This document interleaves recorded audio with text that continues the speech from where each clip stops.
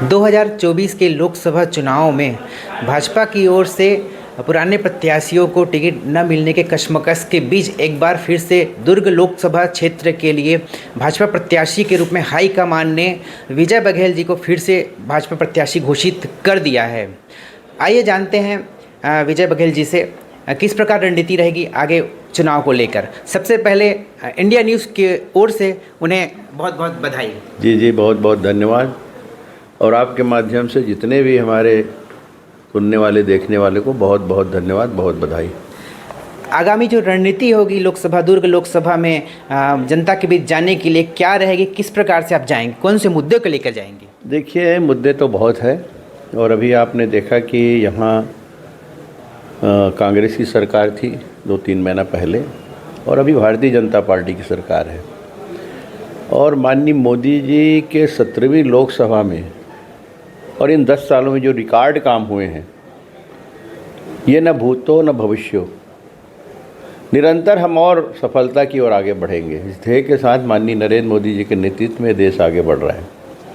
पिछला चुनाव भारतीय जनता पार्टी के ऊपर विश्वास करके राज्य में भी माननीय विष्णुदेव साय जी की सरकार, भाजपा की सरकार छत्तीसगढ़ की जनता ने बनाई। जो भ्रष्टाचार, आतंक और भय के वातावरण में और लूटपाट मचा था, इतना लूटपाट कि छत्तीसगढ़ लूटा जा रहा था, उससे बचाने में जनता ने भाजपा के ऊपर विश्वास किया और हम सरकार में हैं। आप पिछला रिकॉर्ड देखिए कि जब कांग्रेस की सरकार थी 19 में और उस समय जब चुनाव हुए तो सबसे ज़्यादा दुर्ग लोकसभा में जीत अर्ज करने वाली हमारी लोकसभा थी, जनता के आशीर्वाद से, कार्यकर्ताओं की मेहनत से। अब तो हम सरकार में हैं। यहाँ मुख्यमंत्री, गृह मंत्री, कृषि मंत्री, पीएचई मंत्री सारे कांग्रेस के थे। उसके बाद भी सबसे ज़्यादा लीड होना ये स्वाभाविक रूप से जनता का प्रेम दर्शाता है और मोदी जी के प्रति विश्वास दर्शाता है, भाजपा के प्रति विश्वास दर्शाता है। इस बार हम सरकार में हैं और साथ साथ हमारे विधायक हैं 9 में, साथ ही हम यहाँ की जनता का आशीर्वाद है और जो विश्व स्तर में मोदी जी का नाम है उसका प्रतिफल भी हमें यहाँ मिलेगा। और दुर्ग ही नहीं, पूरे 11 की 11 सीट भाजपा की झोली में देंगे, ये मैं विश्वास के साथ कहता हूँ।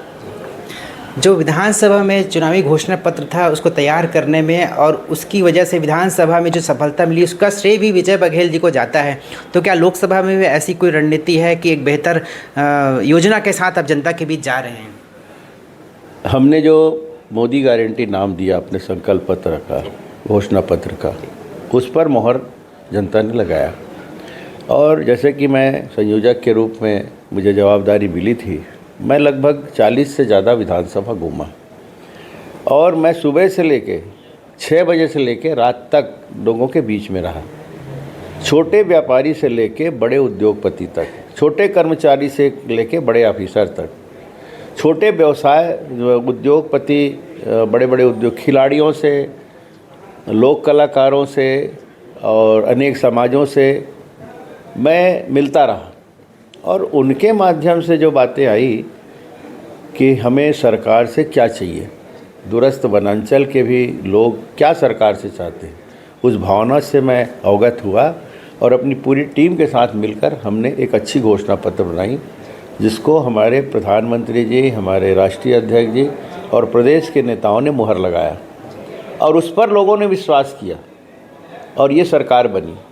तो निश्चित रूप से सिर्फ मेरी मेहनत नहीं है, कार्यकर्ताओं की मेहनत है, जनता का आशीर्वाद है, राष्ट्रीय नेताओं का विश्वास है, उसके आधार पे हमारी सरकार बनी। और अब उससे ज़्यादा, चूँकि हम एक एक जो किए हुए वादे हैं मोदी की गारंटी के नाम से, उसको एक एक करके पूरा करते भी जा रहे हैं माननीय विष्णुदेव साय जी के नेतृत्व में। तो लोगों का विश्वास बना है, हम कहते हैं वो करते हैं। भारतीय जनता पार्टी कहती वो करती। कांग्रेस 5 साल जो कही वो की नहीं, मात्र 4-5 जो अपनी घोषणा है उसको छोड़ के। ये अंतर लोगों ने महसूस किया है। अभी हम 8 तारीख को महतारी वंदन योजना लॉन्च करने जा रहे हैं। जितनी भी बहनें फॉर्म भरी हैं उनको हम महतारी वंदन योजना के तहत लाभ देंगे। अभी किसान भाइयों को जो एक मुश्त 3100 देने की बात कही थी, 12 तारीख को सबके खाते में डल जाएंगे। तो ये हमारा वादा है और अब को पूरा करते जा रहे हैं। 2 साल का बोनस हमने नियत तिथि में 25 दिसंबर माननीय अटल जी के जन्म दिवस पर, सुशासन दिवस पर किसानों के खाते में डाल दिया। कांग्रेस अभी भी अपने प्रत्याशी घोषित करने में पीछे है, इसको लेकर क्या कहेंगे? नहीं, वो तो अब ठीक है, प्रक्रिया है। हम आगे हो गए और वो पीछे हो गए, ऐसी कोई बात नहीं है। सब अपनी अपने प्रक्रिया के अनुसार अपनी घोषणाएं करते हैं। पिछले बार भी 21 सीट हमारी बहुत पहले घोषित हो गई थी, बाद में निरंतर अन्य सूचियाँ आती रही और अभी भी अन्य सूचियाँ यहाँ आएंगी। ठीक है, छत्तीसगढ़ में हम 11 की 11 हमारे शीर्ष नेताओं ने घोषणा कर दी। ये छत्तीसगढ़ के प्रति विश्वास दर्शाता है। और कांग्रेस ठीक है, जो भी आए प्रत्याशी, और वो अपनी उनकी प्रक्रिया है, मैं उस पर कोई टिप्पणी नहीं करना चाहता। अपनी जीत को लेकर कितना आश्वस्त हैं इस बीच में कि पिछले बार आप लगभग 4 लाख से अधिक मतों से विजय दर्ज किए थे? खैर, पिछले सवाल से जुड़ा हुआ है ये सवाल, और पिछले साल से और ज़्यादा वोटों से जीतेंगे। और ये तो अभी भी नारे लगा रहे हैं हमारे कार्यकर्ता पूरे जोश और खरोश के साथ, और गली में, मोहल्लों में, हर गांव में उत्साह है। संदेश आ रहा है यहाँ। कल ही हमारे कैबिनेट मंत्री माननीय दयालदास जी ने आप सबसे बातें करते हुए कही कि गांव-गांव में खुशियाँ हैं, गांव-गांव में पटाखे फूट रहे हैं। तो ये बताता है कि हमारे कार्यकर्ता ही और जनता कितने उत्साहित हैं और उसका प्रतिफल मिलेगा। और 6 लाख पार का जो संकल्प ले रहे हैं वो भी पूरा होगा। पिछले बार जो है आप मंत्री पद की शपथ तक पहुँचते पहुँचते शायद नहीं हो पाया। क्या इस बार दुर्ग की जनता को केंद्रीय मंत्री के रूप में देखने को मिलेगा? अभी तो चुनाव लड़ना है, उसके बाद की बात राष्ट्रीय नेता तय करेंगे। मैं कोई महत्वाकांक्षा पाल के नहीं रखता, एक सिपाही की तरह हर आदेशों का पालन करता हूँ और जो जिम्मेदारी जवाबदारी पार्टी दे उस पर मैं अमल करता हूँ।